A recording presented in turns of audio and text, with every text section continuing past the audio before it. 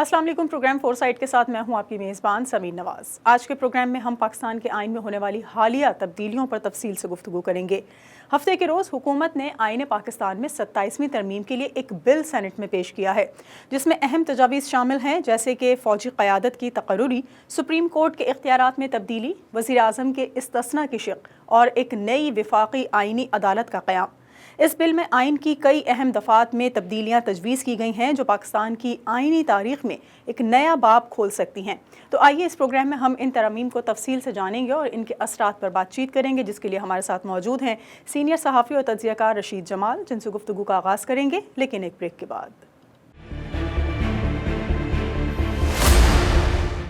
Welcome back नाजरीन। Programme में एक बार फिर आपको खुशामदीद कहेंगे। कुछ बात हो रही है पाकिस्तान में 27वीं तरमीम के हवाले से, और हमारे साथ शामिल गुफ्तगू हैं सीनियर सहाफ़ी और तज्ज़ियाकार रशीद जमाल। बहुत शुक्रिया रशीद साहब, आपने वक्त दिया प्रोग्राम के लिए। सबसे पहले तो ये बता दीजिए कि आइन पाकिस्तान में जो 27वीं तरमीम का बुनियादी मकसद बताया जाता है वो ये कि आइन में फ़ौजी क़यादत की तकर्रुरी, सुप्रीम कोर्ट के इख्तियारात में तब्दीली और दीगर अहम इदारों की कारकर्दगी को बेहतर बनाना चाहते हैं। तो क्या ये तमाम तर तब्दीलियाँ पाकिस्तान के सियासी और अदलिया के निज़ाम में अहम किरदार अदा कर सकती हैं? आप 70वीं तरमीम में जो अभी होने वाली है, अभी बेसिकली इसका सारा जो है मटेरियल या जो भी आईनी तरमीम हो उसमें होनी है, अभी तक उसको तकरीबन समझ लें खुफिया तौर पे उसको रखा हुआ है। अभी तक जो है वो वफाक की काबीना ने तो अप्रूवल दे दी, लेकिन जिस तरह उसको मीडिया में आना चाहिए था, जिस तरह उसको ओपन असम्बली में पेश होना चाहिए था और इस पर डिस्कस होना चाहिए थी, वो चीज़ अभी तक नहीं हो पाई है। तो यकीनन जब चीज़ आपको खुफिया तौर पे करते हैं, जब और उसको छुपा के करते हैं, किसी पर्दों के पीछे कर रहे होते हैं, तो फिर आदमी के शक व शुबात पड़ जाते हैं कि यकीनन कोई ऐसी चीज़ इसमें है जिसमें अवाम के मफादात नहीं है। हाँ, जो पाकिस्तान की अशराफिया है, तबका है, जो हुक्मरान तबका, उसके लिए उसमें यकीनन चीज़ें महफूज़ की होंगी, उनके तहफ़्फ़ुज़ दिया होगा। आप उसको इस 70वीं तरमीम को आप 26वीं तरमीम के साथ जोड़ सकते हैं कि जो कुछ 26वीं तरमीम के ज़रिए जिस तरह अदलिया को इख्तियारात को महदूद किया गया है, इसी तरह इस 70वीं तरमीम के अंदर जो अब तक जो चीज़ें सामने आई हैं, वो बड़ी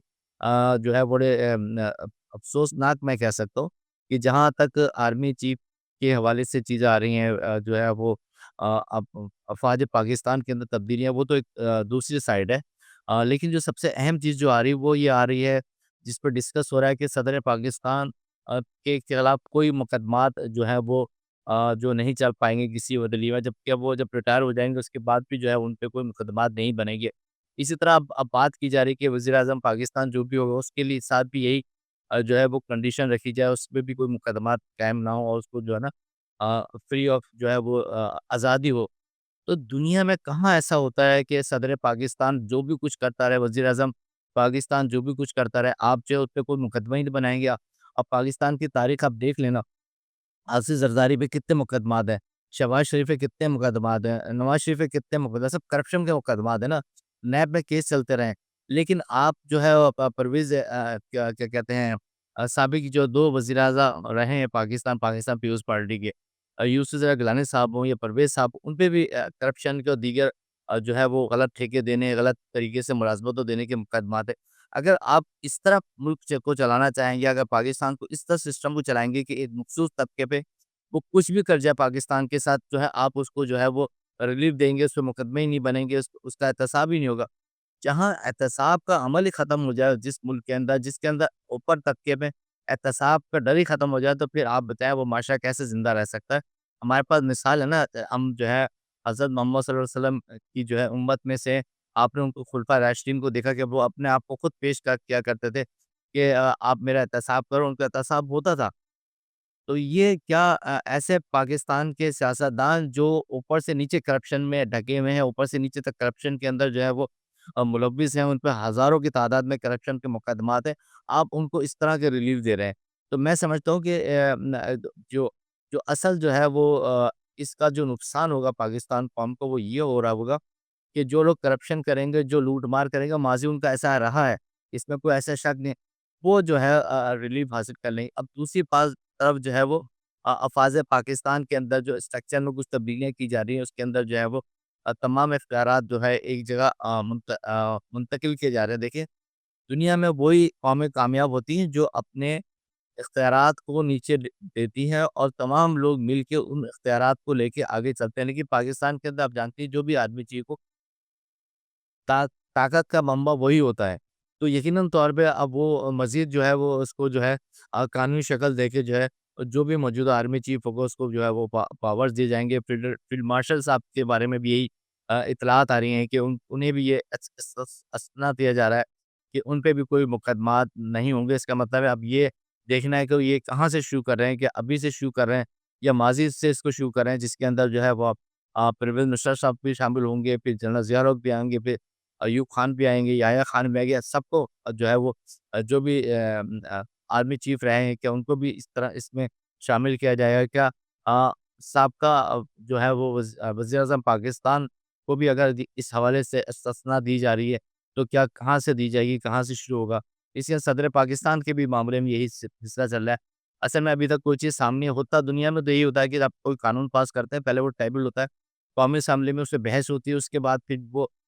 ویٹنگ کے لیے جاتا ہے، قانون میں جاتا ہے، پھر وہاں اس پہ بحث ہوتی ہے، اس کے بعد جو ہے وہ وفاقی کابینہ اس کو پاس کرتی ہے۔ لیکن یہاں جو پاکستان میں جو سسٹم چل رہا ہے 2018 کے بعد سے، الیکشن کے بعد سے عجیب و غریب پاکستان کے اندر جو ہے وہ چلا جا رہا ہے، ایک ڈنڈے کی زور پہ ساری حکومت چل رہی ہے، اور جو حکمران چاہ رہے ہیں وہ اپنی مرضی کا قانون بنا رہے ہیں۔ ہمیں افسوس ہوتا ہے کہ آپ یہ بتائیں کہ 17ویں ترمیم لے لیں، 25ویں ترمیم لے لیں، 24 ترمیم لے لیں، 27، اس میں پاکستان کے عام آدمی کے لیے آسانیاں پیدا کرنے کے لیے کیا کوشش کی گئی ہے؟ تو یہ مطلب لگتا ہے پاکستان کے اندر کہ ایک خاص طبقہ ہے، وہ قومی اسمبلی بھی اس کی ہے، سینٹ بھی اس کا ہے، اور جو بڑے عہدے بھی انہیں، وہ سب اپنے مراد کے لیے اور اپنی گردنیں بچانے کے لیے اس طرح کے قانون لا رہے ہیں۔ اچھا، 27 نومبر 2025 سے joint chief of staff committee کا عہدہ ختم کرنے کی بھی تجویز دی گئی ہے۔ آپ کیا سمجھتے ہیں، کیا اس تبدیلی کے اثرات پاکستان کی فوجی قیادت پر بھی پڑیں گے؟ دیکھیے میں نے آپ سے یہی کہا نا کہ یقیناً طور پہ ایک اسٹرکچر بنا ہوا آ رہا ہے، اور آپ سمجھ لیں کہ بھٹو صاحب کے بعد سے پورا اسٹرکچر چلتا چلا آ رہا ہے۔ اس میں جو ہے 3 آرمی افواج کے سربراہ ہوتے تھے، پھر ان کا ایک chief of the army staff ہوتا تھا، وہ تمام ایک چیزیں چلتی تھی اس کے اندر۔ ایک پاکستان کی اتنی بڑی فوج ہے، مختلف انٹیلیجنس ادارے ہیں، وہ سب مل کے پھر بیٹھتے تھے، کور کمانڈ بیٹھ کے فیصلہ کیا کرتے تھے، اور پھر وہ تمام کا وزڈم جمع ہوتا تھا، اور پھر وہ فیصلہ ہوتا تھا۔ اب جو ہے وہ یہ جو آئین میں جو تبدیلی کی جا رہی ہے، اس میں یہی کہا جا رہا ہے کہ سارے اختیارات جو ہیں وہ فرد واحد کے پاس چلے جائیں گے، اور پھر وہ فیصلہ کریں گے کہ کیا چیز صحیح ہے، کیا چیز غلط ہے، پاکستان کو کس سمت میں جانا چاہیے۔ میں سمجھتا ہوں کہ ایک پاکستان کے لیے ایک نیا تجربہ ہوگا۔ دیکھتے ہیں آنے والے وقت میں یہ تجربہ کامیاب ہوتا ہے یا نہیں ہوتا، لیکن آپ جانتی کہ پاکستان کے اندر جو ہے وہ جو پاور ہے، جو پورا سسٹم چلتا ہے، وہ آرمی چیف کے پاس ہی ہو رہا ہوتا ہے۔ جو جوائنٹ آف آرمی اسٹاف ہوتے ہیں، باقی لوگ ہوتے ہیں، وہ ان کے ساتھ مشاورت کر رہے ہوتے ہیں۔ تو میں سمجھتا ہوں اس کو جو ہے انہوں نے دوبارہ وزٹ کیا ہوگا، تمام افواج پاکستان کے ساتھ بیٹھ کے یہ بات کی ہوگی، لیکن میری رائے، ناقص رائے تو یہ ہے کہ جو یہ سسٹم چل رہا تھا جس کے اندر تمام 3 افواج پاکستان کے، نیوی کے جو ہے وہ ایئر فورس کے ہیں، اور فضائیہ کے جو ہیں یہ آرمی چیف ہوتے تھے، اور وہ وہاں بیٹھتے تھے، اور پھر جوائنٹ آف اسٹاف ہوتے تھے وہ بیٹھتے تھے، کور کمانڈر بیٹھتے تھے، اور پھر وہ ملک کے بارے میں فیصلہ کرتے تھے۔ اب اگر افواج پاکستان کے سربراہ نے، یقیناً انہوں نے یہ فیصلہ اکیلا نہیں کیا ہوگا، ان کے ساتھ تمام جو ان کی ٹیم ہے اس نے مشاورت کی ہوگی۔ اگر یہ پاکستان کے لیے بہتر ہے تو ہونا چاہیے، لیکن میں سمجھتا ہوں کہ نئے تجربے جو ہے وہ پاکستان کے لیے اس صورتحال میں، جبکہ آپ کے ساتھ افغانستان کی بھی جنگ چھڑ رہی ہے، افغانستان آپ کے جو ہے وہ آپ کے ساتھ دوستی نہیں کر رہا، وہ آپ کے ساتھ دشمنی کر رہا، باقی دنیا خطرات چل رہے ہیں۔ تو دیکھتے ہیں آنے والے وقت میں کیا یہ جو فیصلے ہوتے ہیں وہ کیا ہوتا ہے، لیکن میں پھر بھی کہوں گا ایک چیز، ابھی سب چیزیں ابہام میں ہیں، ابھی بہت سی چیزیں جو ہے جب تک یہ پراپر جو ہے وہ چیز سامنے نہیں آتی عمل میں، تو وہ ہم اس پہ بات کرنا بہت زیادہ مناسب نہیں، کیونکہ بہت اہم ایشوز ہیں، بہت نازک ایشوز ہیں۔ تو میں سمجھتا ہوں جب تک وہ پیپر میں نہ آ جائے اور جو چیز اسمبلی سے پاس نہ ہو جائے، تو اس حد تک تو ہم اتنی کسی کے بارے میں یہ بات نہیں کر سکتے، لیکن جو آرٹیکلس آ رہے ہیں، جو کالمز آ رہے ہیں، اس میں جو یہ چیزیں نظر آ رہی ہے، تمام اختیارات 2 جگہ تقسیم ہو رہے ہیں۔ پارلیمنٹ کے اختیارات جو ہیں وہ وزیر اعظم پاکستان کو دے دیے جائیں گے، صدر کے اختیارات کو کم کیا جا رہا ہے، ان کو امنیٹی دی جا رہی ہے کہ وہ جو بھی کرپشن کریں، لوٹ مار کریں، ان پہ کوئی مقدمات نہیں بنیں گے۔ اسی طرح مجھے لگ رہا ہے آنے والے وقت میں شاید چیف جسٹس پہ بھی یہ چیزیں ہوں گی کہ وہ انہوں نے جو کچھ بھی غلط فیصلے کیے ہیں، جو کچھ بھی انہوں نے کیا ہو، ان کے لیے بھی جو ہے وہ کوئی قانون وہ بھی دستاویز، دنیا میں کہاں ایسا ہوتا ہے کہ ایک شخص جو ہے اتنے بڑے عہدے پہ ہو تو اس کے اتنا ہی بڑا احتساب ہونا چاہیے۔ تو کیا احتساب سب جو ہے وہ غریب طبقے کے لیے رہ گیا ہے، जो सरकारी मुलाजिम जो 14, 15, 16 ग्रेड के लिए उनके लिए वो एहतसाब रह गया, आम आदमी को के लिए एहतसाब रह गया। जो बड़े अशराफिया पाकिस्तान के अशराफिया उसके लिए आप जो है फ्री ऑफ हैंड दे रहे हैं, ये मैं समझता हूँ कि गलत है और इसके नुकसानात होंगे पाकिस्तान को फिर। रशीद साहब, वफाकी आइनी अदालत के क़याम के हवाले से जो बात की जा रही है कि आइनी तनाज़ात और बुनियादी हुकूक़ से मुतालिक जो मुकदमात की समाअत है वो अब वफाकी आइनी अदालतों में होगी, तो क्या अहमियत रखती है ये तमाम तर चीज़ इसके हवाले से, और इसके क़याम से पाकिस्तान के जो अदलिया के निज़ाम है उसमें कितनी इम्प्रूवमेंट के चांसेस हैं या क्या फ़र्क आएगा? नहीं देखिए, ये सब बातें करने की हो रही हैं। मैंने बताया 26वीं तरमीम के बाद आप देखें क्या साल होने को आ रहा है, क्या इस तरमीम के बाद क्या जो है वो मामलात सुलझे हैं या उलझे हैं? यकीनन आप सुप्रीम कोर्ट के मैटर्स को देख रही हैं और वहाँ चीज़ों को देख रही हैं। बस 26वें तरमीम के बाद जो है वो अभी इबहम है, बहुत से केसेस जो है वो समझ में नहीं आ रहा है कि उसको अदालती जो है बेंच में लेके जाए या आम अदालतों में लेके जाए। देखिए कोई भी जो है वो मुकदमा जाता है उसके अंदर आईनी जो है जो टर्म कंडीशन होती हैं, जो उसके अंदर जो कुछ उसी का हवाला देके बात की जाती है ना। तो अब पाकिस्तान के आइन के अंदर क्या तरमीम मज़ीद होगी कि उसके लिए अलग अदालत है। लेकिन मामला ये है कि जो हुकूमत चलाने वाले जो जो लोग हैं, जो जिनके आज जो है एक वो आपस में अशरफाई जो एक ख़ास ग्रुप बन गया है, तो वो चाह ये रहे कि अदलिया भी उनके कंट्रोल में रहे और इत्तफ़ाक़ से जो अदलिया के अंदर जैसे जिस तरह जो अपॉइंटमेंट हुई है चीफ जस्टिस की और जिस तरह और बेंच के लोगों को लाया गया और फिर उनको और मज़बूत किया जा रहा है इस तरह चीज़ें करके। तो मैं समझता हूँ कि ये तमाम चीज़ें जो हैं वो पाकिस्तान के ओवरऑल पाकिस्तान के मफ़ाद में नहीं, लेकिन एक ख़ास तबका जो पाकिस्तान में हुक्मरान है, उसके मफ़ाद में है, उनके लिए सब कुछ किया जा रहा है ताकि उनकी गर्दनें जो हैं वो महफूज़ रहें। वो आने वाले वक़्त में जो भी करप्शन करते हैं, जो भी लूट-मार करते हैं, पाकिस्तान को जो भी नुकसानात पहुँचाते हैं, उससे वो महफूज़ रहें। मैं ये कह रहा होना तो ये चाहिए था कि इस 17वीं तरमीम में ये बात की जाती कि पाकिस्तान का कोई भी जो सदर पाकिस्तान हो, वज़ीर-ए-आज़म हो, कोई भी वफ़ाकी वज़ीर हो, वो बेशक ओहदे को हो, लेकिन अगर वो उस दौरान वो करप्शन करता है, लूट-मार करता है, तो उसको उस ओहदे से हट जाना चाहिए और जब तक वो इंक्वायरी चल रही है, उसको उस ओहदे से हटा हटा देना चाहिए और उसका फ्री ऑफ कॉस्ट जो है वो एहतसाब होना चाहिए। लेकिन दुनिया में जो तरक्की कर रहे हैं यूरोप के ममालिक, वो इसी बुनियाद पे तरक्की कर रहे हैं कि वहाँ एहतसाब का अमल तेज़ है, वहाँ पे एहतसाब कड़ा एहतसाब होता है। लेकिन हम बिल्कुल ऐसा लगता है कि बिल्कुल हम आज से मज़ीद 2000 साल पुराना जा रहे हैं, जहाँ ताकत की बुनियाद पे फैसले होते हैं और इस तरह के फैसले जो है पाकिस्तान के अंदर जो है वो नुकसान पहुँचाएँगे। लोगों के ज़हन में ये बात आएगी कि ठीक है, जब ऊपर की सतह पे करप्शन हो रही है, लूट-मार हो रही है, उनको जो है वो आप जो है सत्ता दे रहे हैं या उनको माफ़ कर रहे हैं, उन पे कोई मुकदमा ही नहीं बनेगा। तो फिर वो नीचे के लोग जो है वो भी फिर करप्शन करेंगे, लूट-मार करेंगे और फिर वो भी गलत रास्ते अपनाएँगे। तो एक जब मॉडल आप पाकिस्तान के 2 निज़ाम अदालती निज़ाम लेके आ रहे हैं, 2 तफ़रीक लेके आ रहे हैं कि एक आम आदमी है वो छोटा-सा भी जुर्म करता है, वो पुलिस के हाथों में गिरफ्तार होता है, उसको टॉर्चर बर्दाश्त करना पड़ता है, उसे जो है वो अदालतों का सामना करना पड़ता है, पेशियाँ भुगतना है। लेकिन वो लोग जो कि पाकिस्तान के खज़ाने के, पाकिस्तान की सरहदों के हिफ़ाज़त कर रहे हैं, पाकिस्तान के आइन की हिफ़ाज़त कर रहे हैं, पाकिस्तान के इस असेंबली के मेंबर हैं, वो उन्हें आप जो है इस्तिस्ना दे रहे हैं। मैं समझता हूँ ये जो है वो गलत अमल है और ये पाकिस्तान के लिए जो है वो कोई ज़्यादा फ़ायदेमंद चीज़ नहीं हो रही। ठीक है, एक ब्रेक लेंगे, ब्रेक के बाद वापस आएंगे तो आपसे कुछ मज़ीद गुफ्तगू करेंगे, हमारे साथ रहिए। वेलकम बैक नाज़रीन, प्रोग्राम में एक बार फिर आपको खुशामदीद कहेंगे। सीनियर सहाफ़ी और तज़कियाकार रशीद जमाल हमारे साथ गुफ्तगू के लिए मौजूद हैं और हम कुछ बातचीत कर रहे हैं पाकिस्तान के आइन में 27वीं तरमीम के हवाले से। रशीद साहब, अदालतों की जब बात होती है तो जजेस की तबादले और उनके तकरूरी के ऊपर भी बात की जाती है, तो जो जजेस के तबादले और रिटायरमेंट के हवाले से नए ज़ाब्ते इस 27वीं तरमीम में शामिल हैं, क्या अदलिया की कारकर्दगी को ये चीज़ बेहतर बना सकती है? यानी क्या जल्द अज़ जल्द फ़ैसले मुतवक्के हैं, बग़ैर जिसको कहा जाता है कि जी वक्त बहुत लग जाता है, फ़ैसला आने में कई साल लगते हैं, ये जो तबादले होंगे तो क्या बग़ैर किसी प्रेशर के जल्द डिसीजंस आ सकते हैं अदालतों से? नहीं, ऐसा कुछ भी नहीं, ये सब कहने की बात है। अभी आप देखें ना, अभी जो हाई कोर्ट में जो जिस तरह जजेस को ट्रांसफ़र करके सुप्रीम कोर्ट में लाया गया, जो जो सीनियर थे उनको वहीं हाई कोर्ट में छोड़ दिया गया और जूनियर जजेस को जो उनके मनपसंद थे पार्टी के स्लोगन को आगे लेके जाते थे, पार्टी के फेवर थे, फेवरेट्स थे, उनको जो है सुप्रीम कोर्ट में लेके आप लोग केसेस चल रहे हैं ना अदालतों के अंदर, जिसके अंदर कुछ सुप्रीम कोर्ट के जजेस ने अपील की हुई है कि जिस तरह यहाँ जजेस को लाया गया है वो गैर कानूनी तरीके से लाया गया।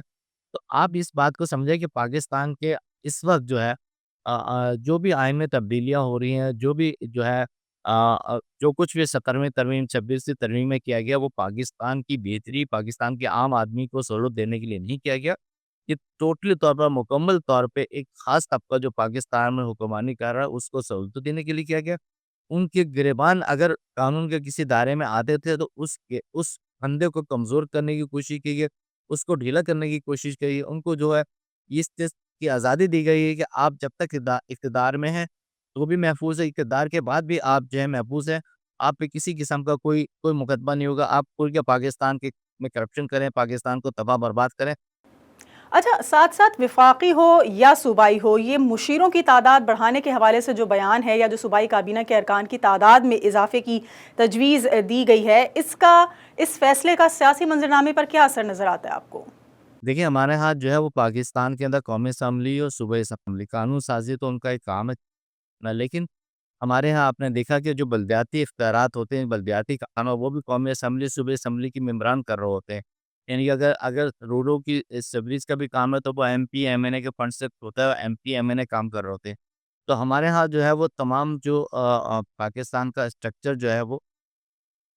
ہے وہ اس طرح ہی چل رہا ہے کہ آپ کے اندر جو بھی قومی اسمبلی صوبائی اسمبلی کی ممبران کو زیادہ سے زیادہ جو ہے وہ